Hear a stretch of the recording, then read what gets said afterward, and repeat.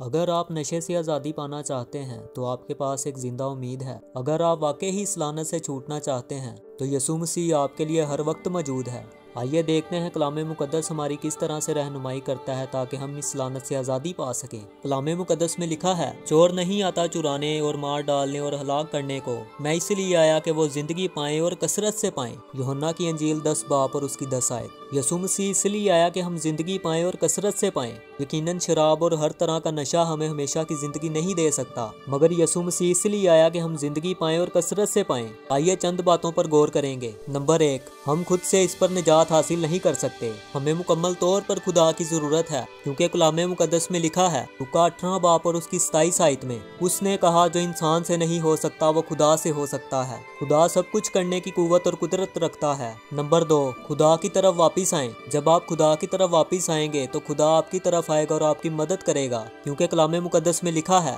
खुदा के नजदीक जाओ तो वो तुम्हारे नजदीक आएगा। ऐ गुनाहगारों अपने हाथों को साफ करो और ऐ दो दिलो अपने दिलों को पाक करो। याकूब 4 बाब और उसकी 8 आयत। नंबर 3, खुदावंद यीशु को अपना शख्सी निजात दहिंदा कबूल करें। लेकिन जितनों ने उसे कबूल किया उसने उन्हें खुदा के फर्जंद बनने का हक बख्शा, यानी उन्हें जो उसके नाम पर ईमान लाए। यहाँ पर हमने खुदा के कलाम में देखा कि जितनों ने भी यीशु मसीह को कबूल किया उसने उन्हें ये हक बख्शा कि वो खुदा के फर्जंद कहलाएं, यानी खुदा के बेटे। और खुदा के बेटे नशाबाजी में मुलव्वस नहीं होते, बल्कि वो अपनी जिंदगियों को पाक करते हैं ताकि अपने आसमानी बाप को खुश कर सकें। नंबर 4, अपने ईमान पर जिंदगी बसर करें, क्योंकि रास्तबाजी के लिए ईमान लाना दिल से होता है, निजात के लिए इकरार मुंह से किया जाता है। किताब मुकद्दस कहती है कि जो कोई उस पर ईमान लाएगा वो शर्मिंदा ना होगा। किसी भी तरह का नशा हमें शर्मिंदा कर देता है, मगर यीशु हमें कभी शर्मिंदा नहीं होने देता। इसीलिए अपने ईमान पर कायम रहें कि यीशु ने मुझे मुकम्मल तौर पर नशे से आज़ादी बख्श दी है और अब मुझे जिंदा रहने के लिए किसी नशे की नहीं बल्कि सिर्फ यीशु मसीह की जरूरत है। नंबर 5, यीशु आपको ताकत बख्शता है। जो मुझे ताकत बख्शता है उसमें मैं सब कुछ कर सकता हूँ।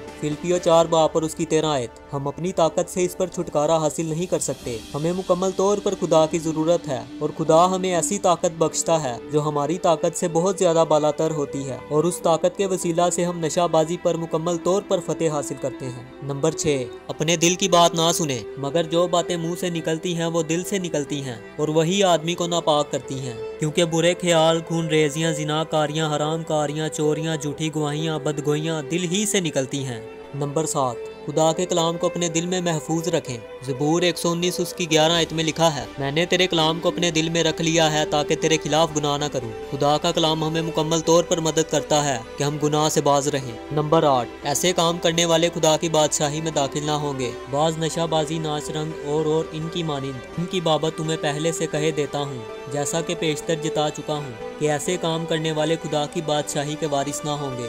नंबर 9, रूह से मामूर होते जाएं, क्योंकि खुदा के कलाम में लिखा है, और शराब में मतवाले ना बनो क्योंकि इससे बदचलनी वाक़या होती है, बल्कि रूह से मामूर होते जाओ। इफ्सियों 5 बाब और उसकी 18 आयत। यकीनन मेरे अजीज़ों, हर तरह के नशे से बदचलनी पैदा होती है और जो शख्स भी नशा करता है, नशे के साथ और भी बहुत ज़्यादा बुरे काम होते हैं। यकीनन नशा नहीं होगा तो ये बुरे काम भी नहीं होंगे, क्योंकि नशे से बदचलनी पैदा होती है, मगर कलाम में लिखा है रूह से मामूर होते चले जाओ। यकीनन आपने इस वीडियो से बरकत पाई होगी और ये खुदा का कलाम आपकी मदद करेगा कि आप नशाबाजी से आज़ादी पा सकें। और एक ज़रूरी बात अजीज़ों, जैसे जैसे क्रिसमस के दिन नज़दीक आ रहे हैं, नशेबाजी का काम ज़ोरों शोर से जारी है। बेचने वालों ने भी इंतहा कर दी और पीने वालों ने भी इंतहा कर दी। आप इससे अंदाज़ा लगा सकते हैं कि ये कितनी अफसोसनाक और खौफनाक बात है। यीशु मसीह ने कहा, मैं इसलिए आया कि वो ज़िंदगी पाएँ और कसरत से पाएँ। और जब क्रिसमस आता है तो हम अपने निजात दहिंदा, अपने मुनज्जी को छोड़कर नशाबाजी की तरफ माइल होते हैं। हमें चाहिए कि जो हमें ज़िंदगी देने आया है और कसरत से देने आया है,